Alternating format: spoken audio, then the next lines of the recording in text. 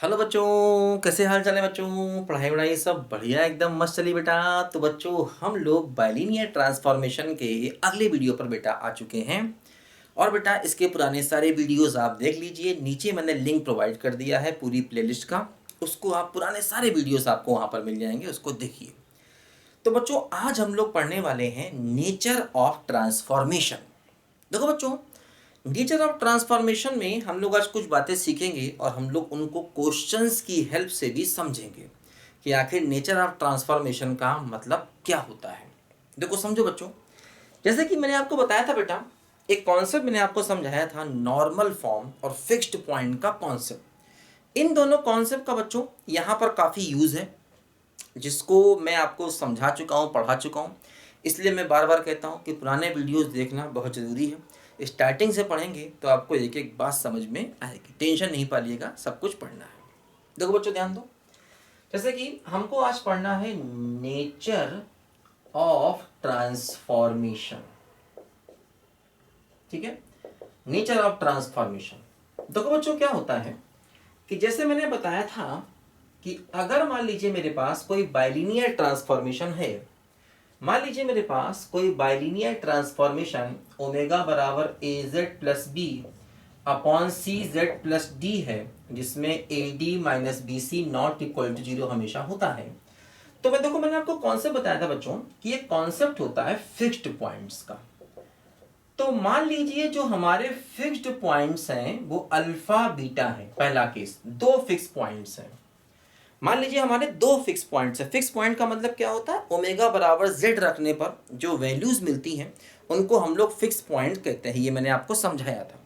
और मैक्सिमम दो fix points आपको मिलते हैं, दो भी मिल सकते हैं, एक भी मिल सकता है, ये मैंने आपको समझाई थी। तो मान लो पहले केस में हमारे दो फिक्स पॉइंट हैं, अल्फा और बीटा। अच्छा, अब देखो बच्चों, अगर दो फिक्स पॉइंट हैं तो मैंने बताया था कि जो हमारा ये ट्रांसफॉर्मेशन है इसको नॉर्मल फॉर्म में हम लोग लिखते हैं। तो इसकी जो नॉर्मल फॉर्म निकल के आती है बच्चों, वो नॉर्मल फॉर्म ये आती है, omega minus alpha upon omega minus beta बराबर के Z minus alpha upon Z minus beta. ये बच्चों इसकी नॉर्मल फॉर्म आती है कब, जब दो फिक्स पॉइंट्स होते हैं अल्फा और बीटा तब। ये मैंने आपको समझाया था कि ये तो बच्चों क्या करना होगा, सबसे पहले हमें अगर नेचर मालूम करना है किसी ट्रांसफॉर्मेशन का, है ना, नेचर मालूम करना है किसी ट्रांसफॉर्मेशन का, तो सबसे पहला काम आपको फिक्स पॉइंट निकालने होंगे।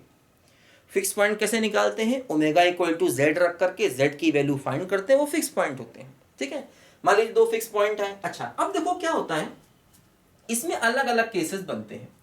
जैसे कि मान लीजिए अगर हमारा के जो है वो पॉजिटिव है और रियल है। देखो जब भी मैंने किसी चीज को पॉजिटिव और नेगेटिव कह दिया ना, इसका मतलब वो रियल ही होगा। जैसे कि मान लीजिए आपने कहा 2 > 1, तो मतलब या 2 > 0। तो जो चीजें रियल हैं उन्हीं को, जैसे कि मान लीजिए आपने कोई कॉम्प्लेक्स नंबर लिया, अब इसमें आयोटा है, तो अगर आयोटा है तो इसको हम पॉजिटिव या नेगेटिव नहीं कह सकते, ध्यान रखना, है ना। आयोटा जिनमें है, आयोटा का मतलब ये हुआ कि उनको हम पॉजिटिव या नेगेटिव या किसी से ग्रेटर लेस नहीं कह सकते। जो हमारे इमेजनरी नंबर्स होते हैं, और इमेजनरी का मतलब जिसमें आयोटा आ जाए, इन जनरल कॉम्प्लेक्स बोल सकते हैं। हालांकि कॉम्प्लेक्स तो ये भी है और ये भी है, 2 1 जो रियल है वो भी कॉम्प्लेक्स है। तो जिनमें आयोटा आता है उनको ज़्यादा अच्छा होता है कि हम इमेजनरी नंबर बोलें। बेसिक कॉम्प्लेक्स नंबर के नीचे एक प्लेलिस्ट का लिंक दिया है, उसको जाके आप पढ़ेंगे तो ये सब कॉन्सेप्ट आपके बहुत अच्छे से क्लियर हो जाएंगे। और पढ़ लीजिए बेटा, ये कहीं ना कहीं तो काम आएंगे ये आपके, क्योंकि बेसिक हमें आना चाहिए। थोड़ा बहुत मैंने समझा दिया, क्या समझे। तो कॉम्प्लेक्स नंबर में लेस या ग्रेटर का कॉन्सेप्ट नहीं, कॉम्प्लेक्स का मतलब इमेजनरी नंबर में लेस या ग्रेटर का कॉन्सेप्ट नहीं होता। इमेजनरी नंबर में लेस या ग्रेटर का कॉन्सेप्ट नहीं होता। हाँ, कॉम्प्लेक्स तो ये भी है, 2 भी कॉम्प्लेक्स है, तो ये नहीं कहेंगे कि कॉम्प्लेक्स में लेस ग्रेटर का कॉन्सेप्ट नहीं होता, ये स्टेटमेंट गलत है। क्योंकि कॉम्प्लेक्स तो 3 भी है, कॉम्प्लेक्स तो 4 भी है, उसमें ग्रेटर लेस कह सकते हैं। इमेजनरी नंबर में लेस ग्रेटर का कॉन्सेप्ट नहीं होता, इमेजनरी नंबर में इनइक्वेशन नहीं होती, ये स्टेटमेंट सही है, ध्यान रखना। ठीक है ना, तो ये बात ध्यान दो। तो जब मैंने कह दिया कि पॉजिटिव है, इसका मतलब कि रियल ही होना चाहिए। अच्छा, ऐसे केस में जो हमारा ट्रांसफॉर्मेशन होता है, ध्यान रखना, ये जो ट्रांसफॉर्मेशन हमारा होगा बच्चों वो होगा हाइपरबोलिक। ये बात ध्यान देना, अगर k की वैल्यू पॉजिटिव आ गई है ना, पहले हम इसको नॉर्मल फॉर्म में लिखेंगे। नॉर्मल फॉर्म में जब लिखेंगे तो हमें k मालूम चल जाएगा क्या है। अगर k पॉजिटिव हुआ और k रियल हुआ तो ऐसे केस में हमारा जो ट्रांसफॉर्मेशन होगा वो कैसा होगा, हाइपरबोलिक होगा। ठीक है, पहला बात। दूसरी बात ध्यान रखो कि अगर मान लीजिए k की value e to the power iota alpha और अल्फा नॉन जीरो है, अगर k की वैल्यू कभी भी इस फॉर्म में आ जाए तो हमारा ट्रांसफॉर्मेशन जो है ना ये एलिप्टिकल होगा या एलिप्टिक होगा, कुछ भी कह सकते हैं। ठीक है, कब, जब k इस फॉर्म में आ जाए। और मतलब देखो जैसे e की पावर i अल्फा का मतलब क्या हुआ, ये हुआ cos alpha plus i sin alpha, है ना। मतलब देखो k इस फॉर्म में है, मतलब k की वैल्यू अगर इस टाइप की है। अब देखो अगर हम k का मॉडुलस निकालें तो मतलब इसका मॉडुलस, और मॉडुलस का मतलब क्या होता है, अंडर रूट रियल पार्ट का स्क्वायर प्लस इमेजिनरी पार्ट का स्क्वायर। ठीक है, under root X square plus Y square, यही होता है कॉम्प्लेक्स नंबर का मॉडुलस। तो ये 1 हो जाएगा। तो मतलब इस केस में हम कह सकते हैं कि हमारा जो मॉडुलस ऑफ k होगा ये कैसा होगा, 1 होगा, ध्यान रखना। और हाँ, अल्फा 0 नहीं होगा, क्योंकि देखो अगर अल्फा 0 हुआ, अगर अल्फा 0 हुआ तो e की पावर 0 मतलब k की वैल्यू 1 हो जाएगी। हालांकि k की वैल्यू 1 होगी तब भी उसका मॉडुलस 1 होगा, लेकिन ध्यान देना ऐसे केस में हम एलिप्टिकल नहीं कहेंगे। अगर k 1 हुआ तो एलिप्टिकल नहीं कहेंगे, मॉडुलस k 1 हो लेकिन k की वैल्यू 1 ना हो। ध्यान देना अल्फा 0 नहीं होना चाहिए, मतलब k निकालना होगा। k कैसे मिलेगा, जब हम उसको नॉर्मल फॉर्म में लिखेंगे तो हमें अपना k मिलेगा। जब k मिलेगा तभी हम इसको कह पाएंगे कि भाई ये कैसा है। तो हाइपरबोलिक ट्रांसफॉर्मेशन हो गया, एलिप्टिकल या एलिप्टिक भी कई लोग कहते हैं, इसको एलिप्टिक भी कई किताबें लिखती हैं, एक ही बात है। तो एलिप्टिक ट्रांसफॉर्मेशन ये हो गया। अच्छा, तीसरा पॉइंट देखो कि अगर हमारा जो k है, ये बात ध्यान रखना है ना, e की पावर i अल्फा का मतलब ये, ठीक है ना, ये बात ध्यान देना। देखो इसी को हम यूलर्स थ्योरम कहते हैं। ये जो कॉन्सेप्ट आपने पढ़ा है ना, ये मैंने बताया था पहले भी आपको कई बार, इसी कॉन्सेप्ट को हम यूलर्स, ठीक है, थ्योरम भी कहते हैं। ये मैंने पहले भी आपको समझाई थी बातें कई बार, आपको मालूम हुआ ये बात। अच्छा, अब देखो थर्ड नंबर में मान लीजिए जो हमारा k है वो इस टाइप का है, a e की पावर i अल्फा। मान लो k हमारा जो है वो इस टाइप का है, a e की पावर i अल्फा। इसमें ध्यान रखना a जो है ये 1 नहीं होगा, a पॉजिटिव होगा और अल्फा भी पॉजिटिव होगा। ये बात यहां पर ध्यान रखनी है बच्चों, a 1 नहीं होगा और a पॉजिटिव होगा, हाँ सॉरी अल्फा नॉन जीरो होगा, अल्फा नॉन जीरो होगा। क्योंकि देखो अगर अल्फा 0 हो गया तो k बराबर a हो जाएगा, है ना, तो वो यहां पर नहीं लेना है। अल्फा जो है वो यहां पर नॉन जीरो होना चाहिए और a कैसा होगा, पॉजिटिव होगा, है ना। अल्फा जो है वो नॉन जीरो होगा और k कैसा है, a कैसा है, पॉजिटिव होगा और a 1 भी नहीं होगा। और ध्यान रखना कि अल्फा और a ये दोनों के दोनों रियल होने चाहिए, a and alpha both are real, ये बात ध्यान दो। ठीक है, देखो जैसे कि मान लो अगर फॉर एग्जांपल a 1 हो गया और अल्फा 0 हो गया तो ये k की वैल्यू 1 ले लेगा, है ना, तो फिर ये, है ना, ऐसा नहीं होगा। अब ध्यान रखना अगर ऐसा हुआ तो ऐसे केस में जो हमारा ट्रांसफॉर्मेशन होता है वो ट्रांसफॉर्मेशन होता है लोक्सोड्रोमिक, है ना। ये देखो एक नया टर्म आया, लोक्सोड्रोमिक। ऐसे केस में जो हमारा ट्रांसफॉर्मेशन होता है इसको हम कहते हैं लोक्सोड्रोमिक, है ना। अब देखो क्या बच्चों, ये सब अलग अलग टाइप के डायग्राम हैं। अब तुम कहोगे सर इसको, इस वाले केस को हाइपरबोलिक कहा, इसको एलिप्टिक कहा, इसको लोक्सोड्रोमिक कहा, तो क्यों कहा।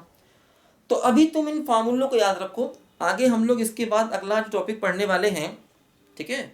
वो अपना होगा कन्फॉर्मल मैपिंग्स। तो कन्फॉर्मल मैपिंग में मैं तुम्हें इनके डायग्राम बना के दिखाऊंगा कि ऐसा क्यों करते हैं और क्या होता है यहाँ पर। तो फिलहाल अभी इसको ध्यान रखो क्योंकि ये क्वेश्चन आपके एग्जाम में पूछे जाएंगे। तो क्यों ऐसा होता है मैं तुम्हें कन्फॉर्मल मैपिंग में इसकी डिटेल समझाऊंगा, इंपॉर्टेंट है वो भी।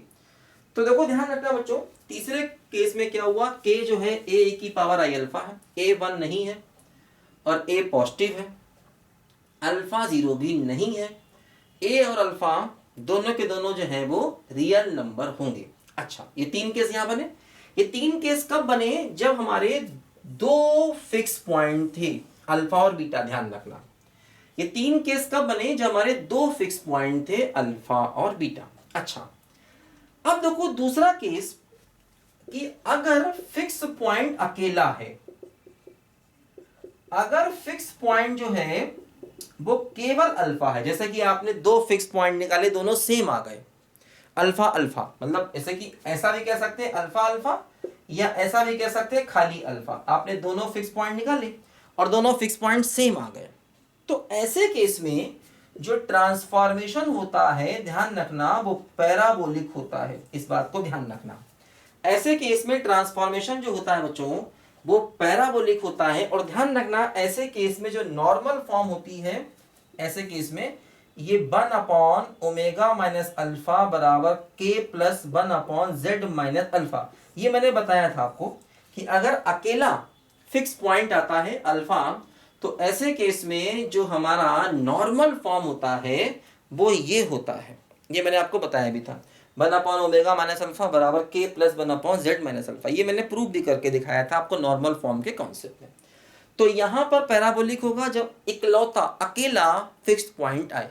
जब 2 फिक्स पॉइंट आएंगे तो यहां पर 3 अलग अलग केसेस बच्चों ये बन जाएंगे। ध्यान देना, देखो जैसे कि मैं आपको इससे कुछ एग्जांपल यहां पर दिखाता हूं कि भाई कैसे कैसे एग्जांपल हम लोग यहां पर ले सकते हैं।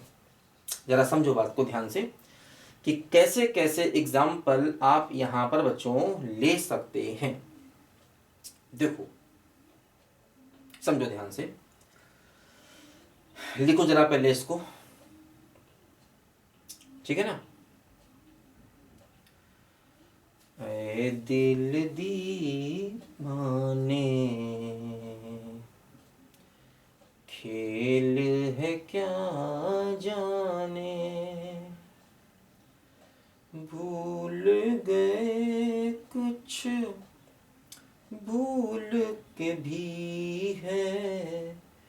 इसमें देखो के रियल है और पहले वाले में ना जब हाइपरबोलिक है तो यहां पर हमारा के जो है वो रियल है।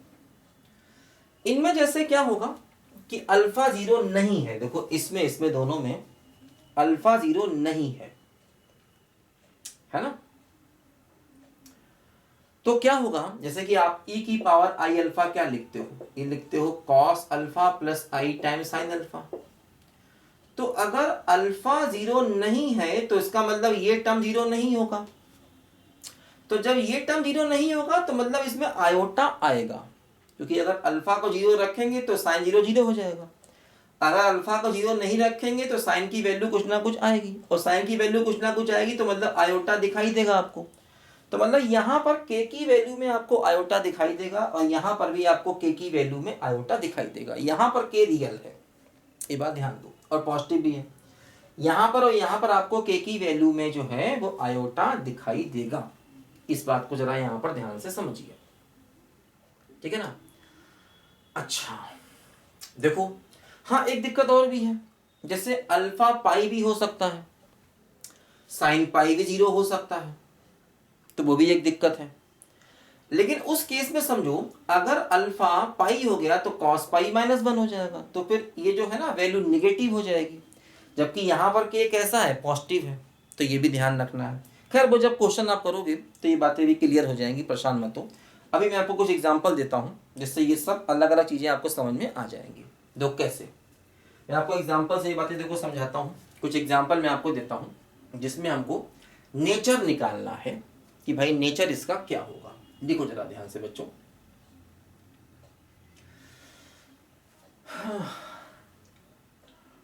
हम तुम्हें चाहते हैं ऐसे मरने वाला कोई, मरने वाला कोई जिंदगी चाहता हो जैसे हम तुम्हें चाहते हैं ऐसे। रूठ जाओ अगर तुम तो क्या हो, रूठ जाओ अगर तुम तो क्या। पल में ऐसे लगे, पल में ऐसे लगे जिस्म से जान जैसे जुदा हो हम। मिटाना पड़ेगा सबको, मिटाना पड़ेगा भाई सबको, तभी सवाल हो पाएगा बच्चों, मिटाना पड़ जाएगा। ले चलेंगे तुम्हें हम वहाँ पर, ले चलेंगे तुम्हें हम वहाँ पर। तन्हाई सनम,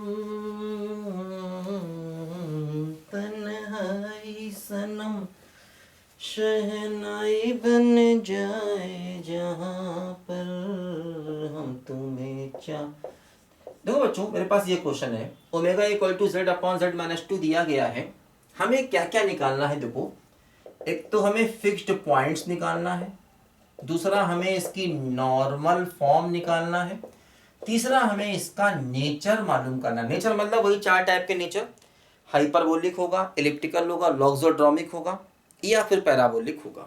4 टाइप के देखो यहाँ पर नेचर है, हाइपरबोलिक, एलिप्टिकल, लॉगजोड्रोमिक और पैराबोलिक हमें, ठीक है। तो सबसे पहला काम क्या है, फिक्स पॉइंट निकालना। देखो ध्यान दो, नेचर भी अगर निकालना होगा तो पहले फिक्स पॉइंट ही निकालना होगा। अगर वो फिक्स पॉइंट नहीं भी पूछे, खाली भी नेचर पूछेगा तो पहले आपको फिक्स पॉइंट निकालना होगा। ये बात ध्यान देना, फिक्स पॉइंट से ही निकलेगा कि आखिर उसका नेचर क्या है, ठीक है ना। देखो फिक्स पॉइंट कैसे निकालेंगे हम लोग, फिक्स पॉइंट निकालने के लिए क्या होगा, ओमेगा की वैल्यू जेड के बराबर रख देंगे, तो जेड बराबर जेड अपॉन जेड माइनस 2 होगा, तो जेड स्क्वायर माइनस 2z बराबर जेड होगा, तो Z square minus 2z minus Z बराबर मतलब माइनस का 3z हो जाएगा और बराबर 0 होगा। z कॉमन लेंगे तो z माइनस 3, तो z की वैल्यू हो गई 0 और 3। देखो दो फिक्स पॉइंट आए, मतलब पैराबोलिक नहीं होगा। अगर सिंगल फिक्स पॉइंट आएगा तो पैराबोलिक होगा, मैंने समझाया। दो फिक्स पॉइंट आ गए मतलब पैराबोलिक नहीं होगा।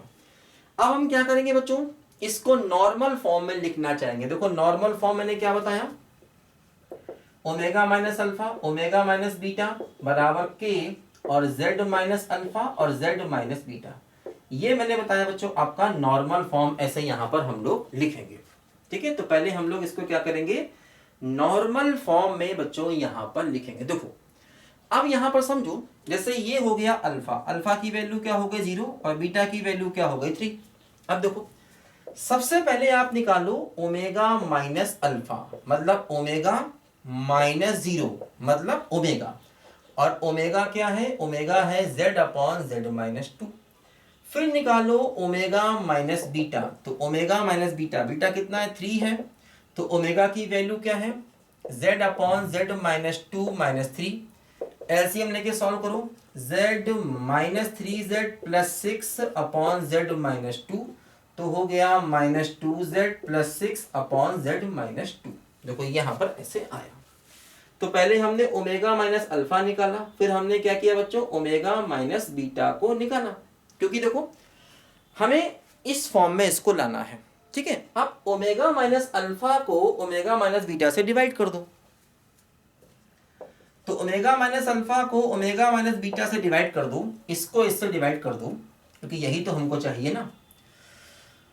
तो क्या बचेगा, देखो ये बचेगा z अपॉन माइनस का 2z प्लस का 6, है ना। अब देखो हमें इसको इस फॉर्म में लिखना है, राइट साइड को देखो ध्यान दो, अल्फा, अल्फा क्या है 0, है ना। देखो z minus alpha upon z minus beta, तो z माइनस अल्फा, अल्फा कितना है 0 और z माइनस 3, तो ये हो गया z अपॉन z माइनस 3। मतलब हमें राइट साइड में ये टर्म लाना होगा, हमें राइट साइड में ये टर्म लाना होगा। देखो क्या हुआ, z अपॉन माइनस 2 कॉमन लिया तो z माइनस 3, तो देखो क्या हुआ ये हो गया माइनस का 1/2 z अपॉन z माइनस 3, मतलब माइनस का 1/2 z minus alpha upon z minus beta. देखो यहां पर ये आया, इसकी वैल्यू को देखो हमने इस फॉर्म में यहां पर लिख लिया।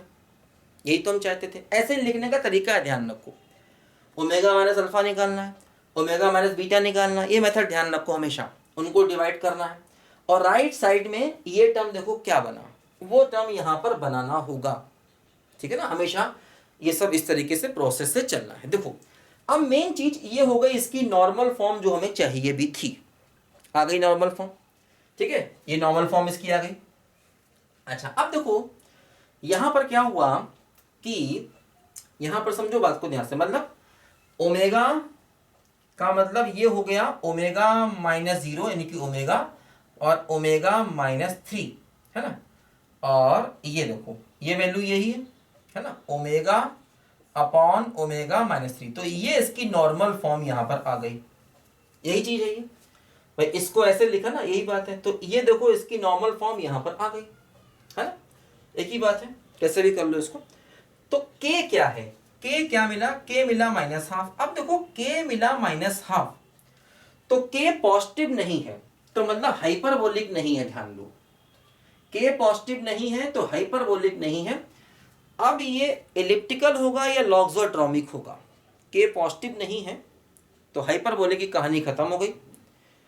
ठीक है ना, एलिप्टिकल होगा या लॉगजोड्रोमिक। एलिप्टिकल में मॉड के 1 था, एलिप्टिकल में मॉड के 1 था, वो मॉड के 1 नहीं है, मतलब लॉगजोड्रोमिक है। अब यहां से लिख सकते हो ये क्या है, लॉगजोड्रोमिक है, क्योंकि यहां पर मॉड के इसका मैग्नीट्यूड निकालोगे तो हाफ आएगा। अब देखो हम इसको उस फॉर्म में लिख सकते हैं, किस फॉर्म में, देखो k बराबर माइनस हाफ है ना, तो इसको हम लिख सकते हैं हाफ। अब देखो जो -1 है ना,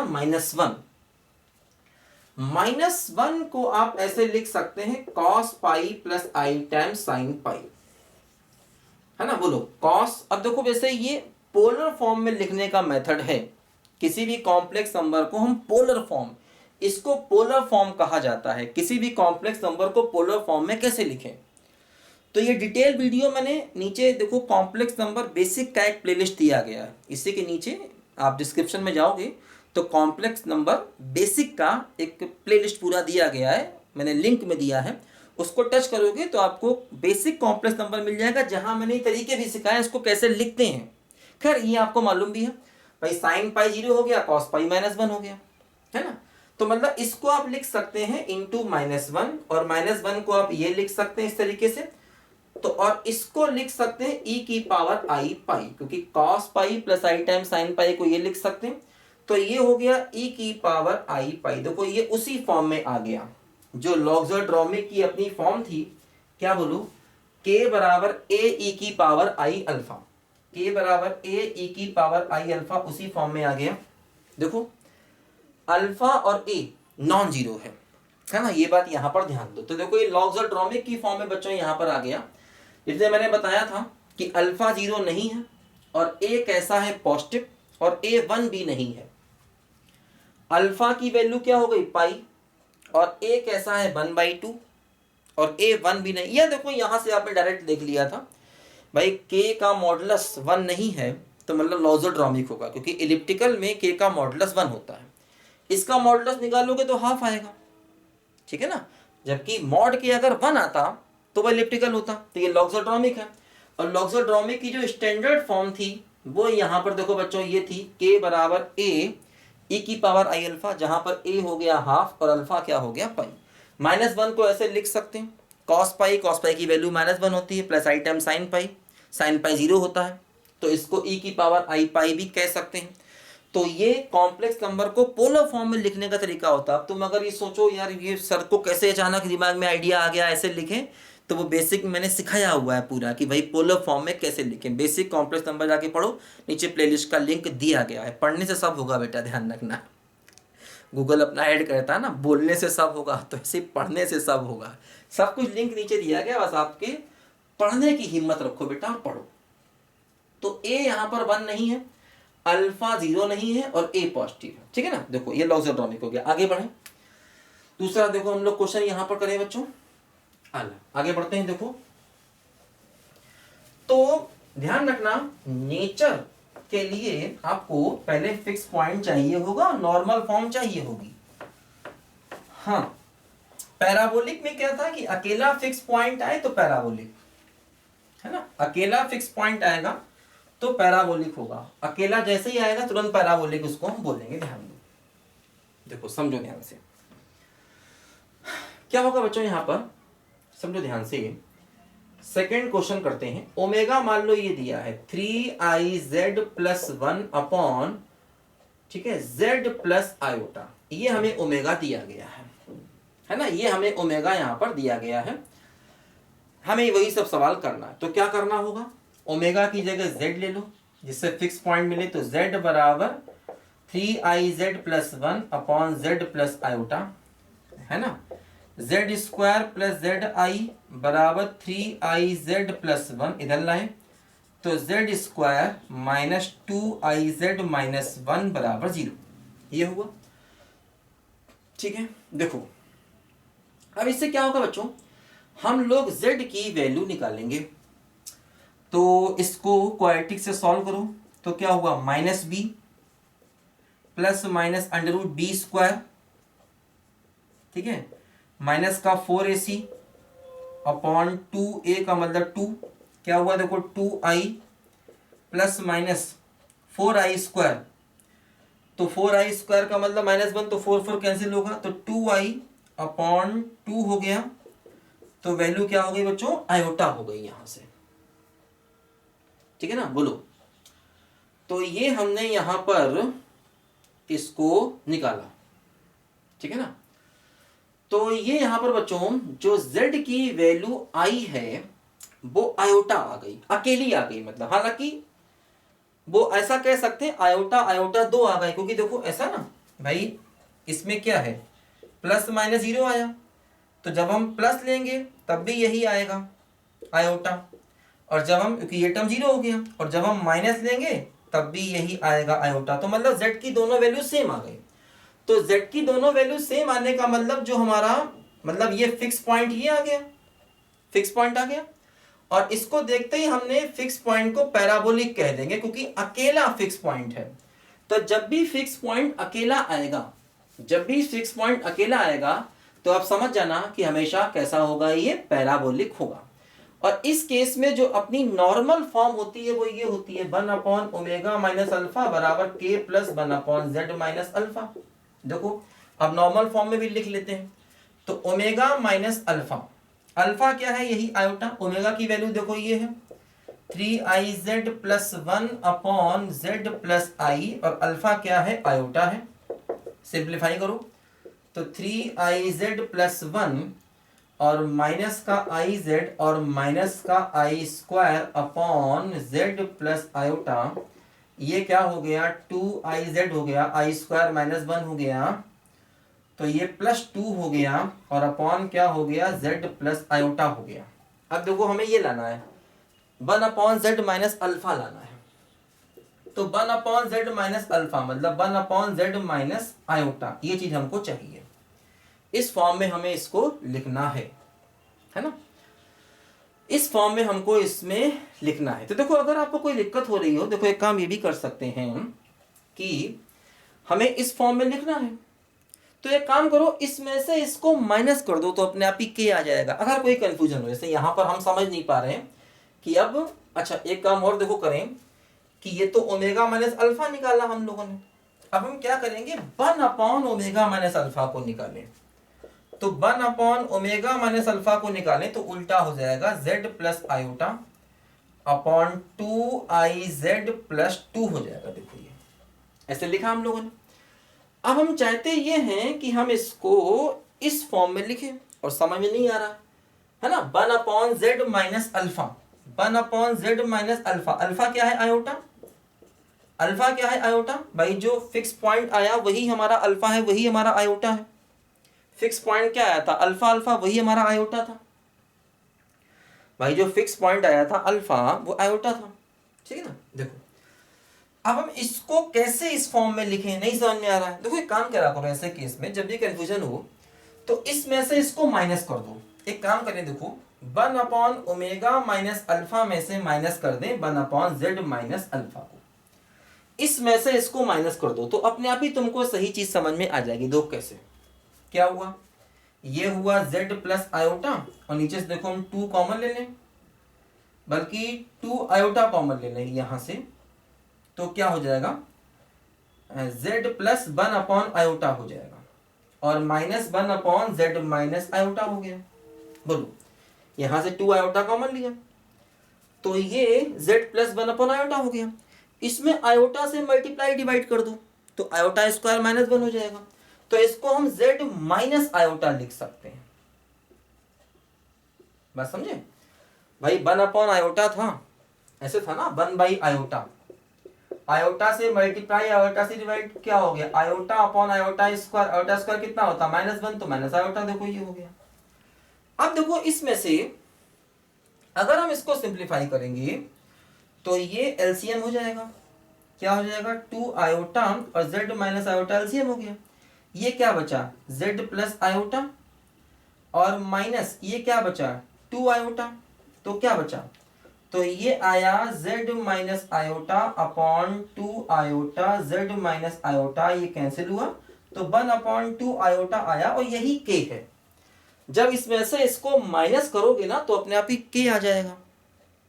बात समझे ना, तो इसका मतलब देखो ये हुआ कि आप इसको ऐसे लिख सकते हैं, मतलब आप लिख सकते हैं 1 अपॉन ओमेगा माइनस अल्फा का मतलब i बराबर ये हो गया k, k क्या हो गया 1 अपॉन 2i प्लस ये हो जाएगा 1 अपॉन जेड माइनस आई। तो ये अपना देखो नॉर्मल फॉर्म निकल के आया। भाई अल्फा का मतलब क्या है आयोटा, तो 1 अपॉन ओमेगा माइनस अल्फा में से ओमेगा की वैल्यू ये है, ठीक है, इसको माइनस कर दिया तो जब इसमें से इसको माइनस कर दोगे तो k आ जाएगा। देखो k क्या आ गया 1 अपॉन 2 आयोटा आ गया, दिख रहा है ना, थोड़ा सा नहीं दिख रहा है, थोड़ा सा चला गया नीचे, कोई बात नहीं इतना समझ लोगे। अरे माइनस करना है इसमें से यार, ये तो समझी गए ना यहाँ पर, ठीक है ना, इतना कर लोगे यार, इजी है, इसमें क्या है, ठीक है ना। तो 2 आयोटा कॉमन ले लिया, यहाँ तक दिख रहा है, हाँ यहाँ तक दिख रहा है, z माइनस आयोटा बच गया। अब इसमें से इसको माइनस करना है, एलसीएम लेके माइनस कर लो यार तुम भी, मतलब क्या यार, ठीक है ना। तो 1 अपॉन 2 आयोटा आ जाएगा, वही अपना k हो गया, वही अपना k हो जाएगा। तो इसका मतलब इसमें से इसको माइनस करोगे तो k आ जाएगा, तो देखो k आ गया। तो इसका मतलब ये हुआ कि इसमें से इसको माइनस किया तो ये k आया। इसका मतलब इसको ऐसे भी लिख सकते हैं 1 upon omega minus alpha equal to k plus this, ऐसे भी लिख सकते हैं, एक ही बात है ना। दिस माइनस दिस बराबर k आया, तो इसको लिखना उधर जाके ऐड कर दिया, तो वही देखो ये लिख गया।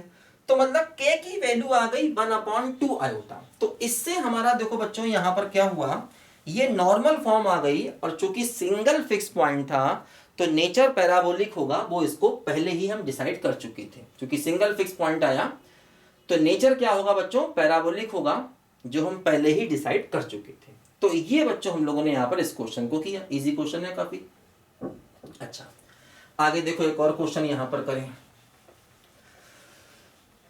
मौसम है आशिकाना, ऐ दिल कहीं से उनको ऐसे में ढूंढ लाना, ऐसे में ढूंढ लाना, कहना कि रुत जवां है और हम तरस रहे हैं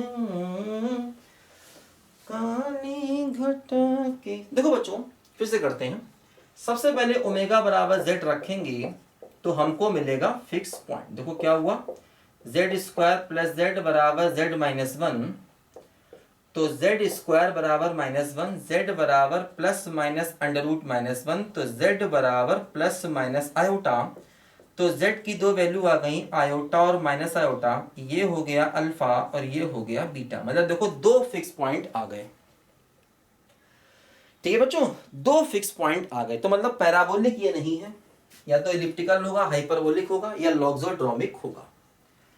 अच्छा अब देखो समझो जरा ध्यान से, हम इसको नॉर्मल फॉर्म में लिखना चाहेंगे। तो नॉर्मल फॉर्म का मतलब ओमेगा माइनस अल्फा, ठीक है, इसकी वैल्यू निकालो, तो ओमेगा माइनस आयोटा, ओमेगा को रखो, z minus 1 upon z plus 1 minus iota. ठीक है, दो फिक्स पॉइंट आ गए।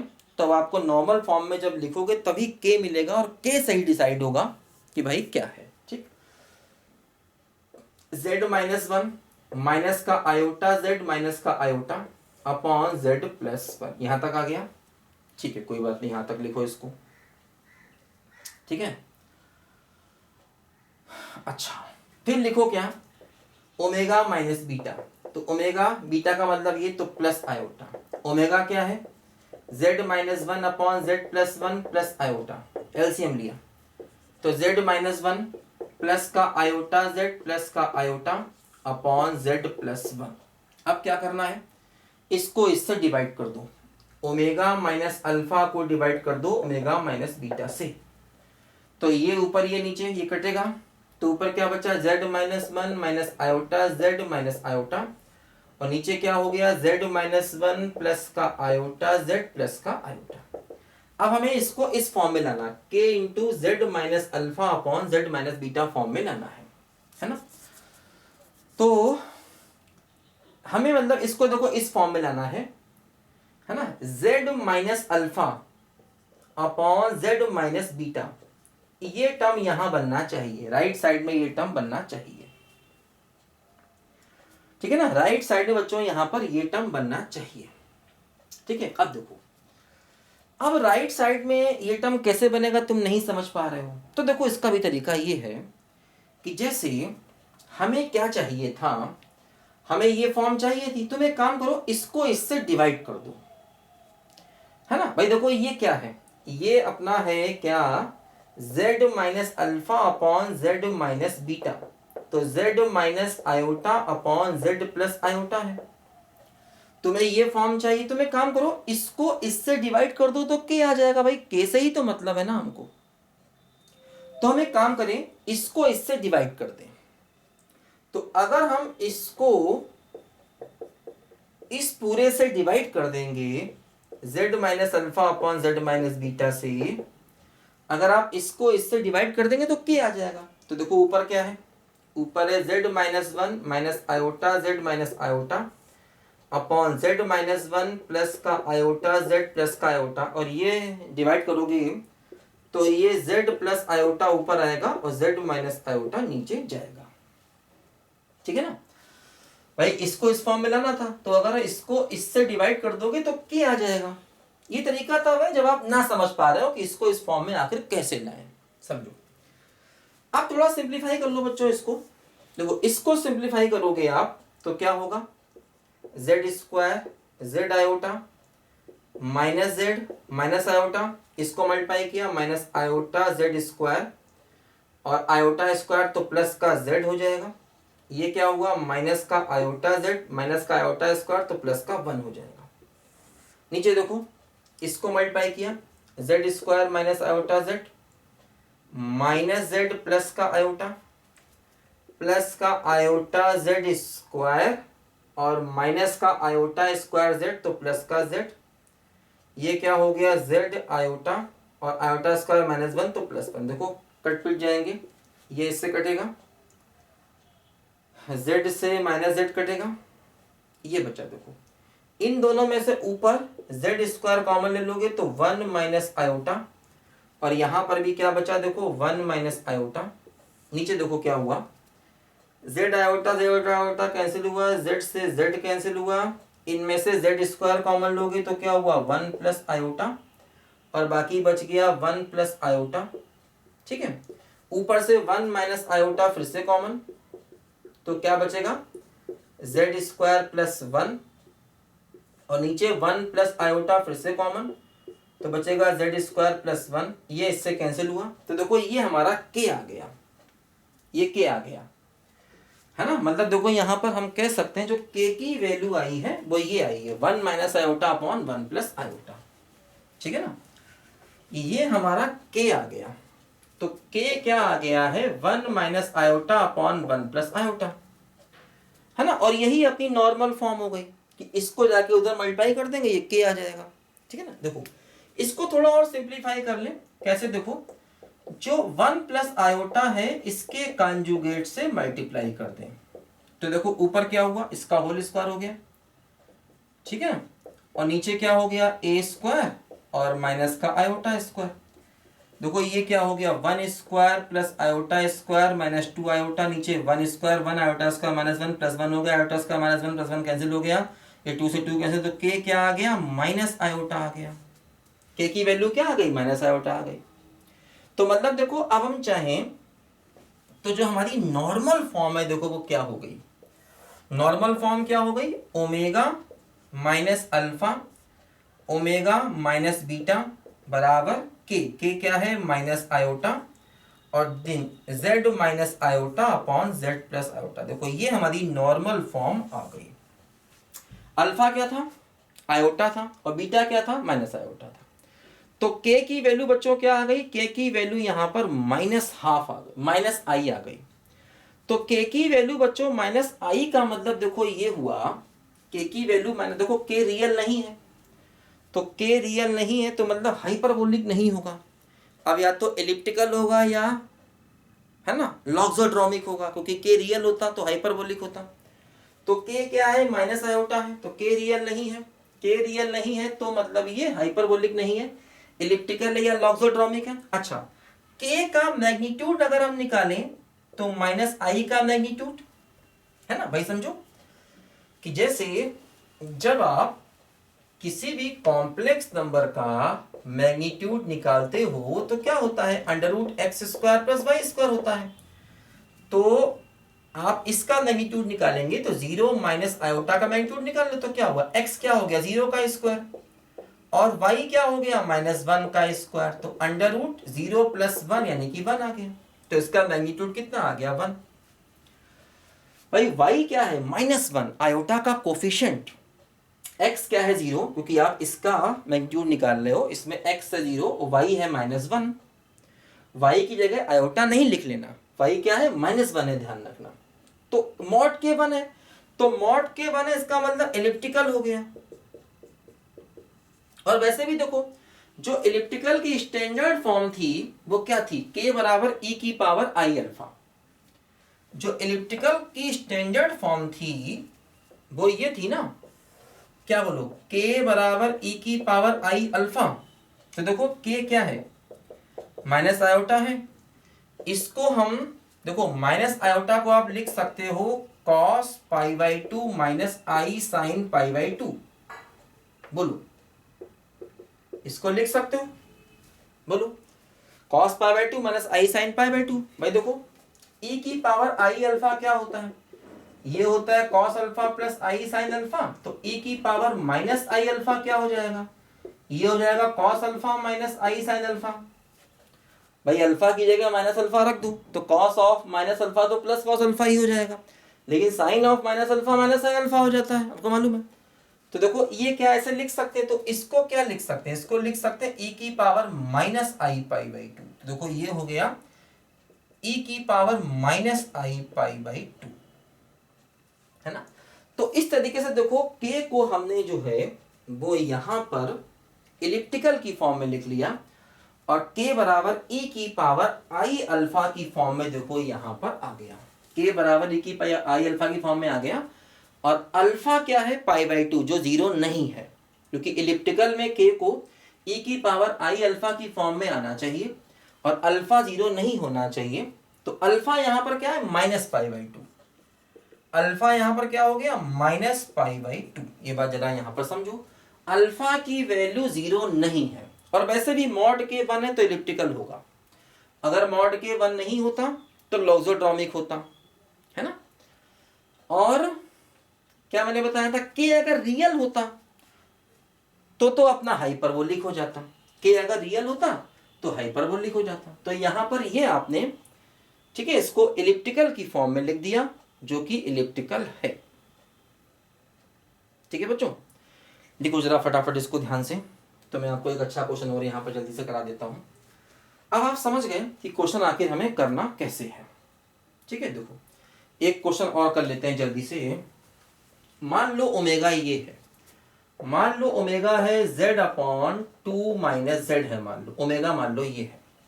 अब हमें इसमें वही सब काम करना है।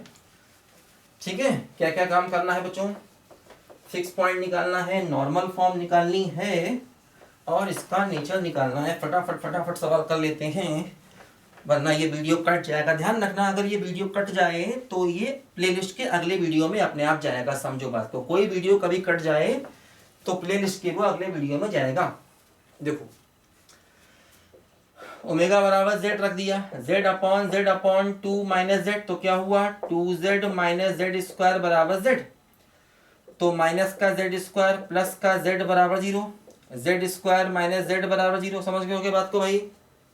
बोलो भाई, समझ गए होगे बात को बच्चों? ठीक है, z कॉमन ले लिया तो z की वैल्यू 0 आ गई, z की वैल्यू 1 आ गई। ये अल्फा है, ये बीटा है, दो फिक्स पॉइंट है, मतलब हाइपर मतलब पैराबोलिक नहीं होगा। दो फिक्स पॉइंट है मतलब पैराबोलिक नहीं होगा। देखो निकालते हैं, ओमेगा माइनस अल्फा, तो ओमेगा माइनस 0, तो क्या हुआ z अपॉन 2 माइनस जेड।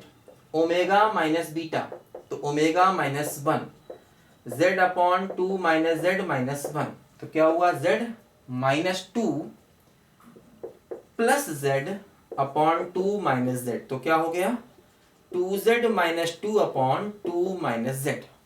ठीक है, तो omega minus alpha upon omega minus beta जब आप करोगे, इसको इससे डिवाइड करोगे तो होगा z अपॉन 2z माइनस 2, है ना। और राइट साइड में क्या चाहिए, z minus alpha upon z minus beta चाहिए। तो z अल्फा है 0 और बीटा कितना है 1, z माइनस 1 इस फॉर्म में चाहिए। तो देखो इस फॉर्म में तो ये आ गया अपने आप ही, 1/2 ले लो तो z अपॉन z माइनस 1, देखो यही चीज है ये देखो आ गया, है ना। मतलब ये आ गया 1/2 और z minus alpha upon z minus beta.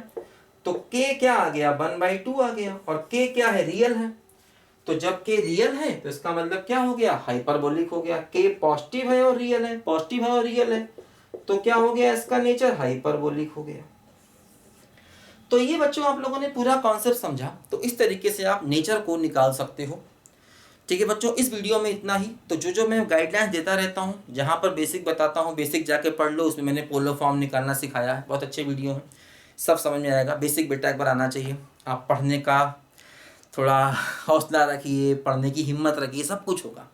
और इन्जॉयमेंट है बेटा, मज़ा आ रहा है पढ़ने में, ये टेंशन नहीं हो रही कि मतलब इसमें रोना धोना नहीं है, ये मस्त वाली मैथ्स है। ठीक है बच्चों, चलिए बच्चों हम लोग मिलते हैं अगले वीडियो में, तब तक के लिए बाय बाय।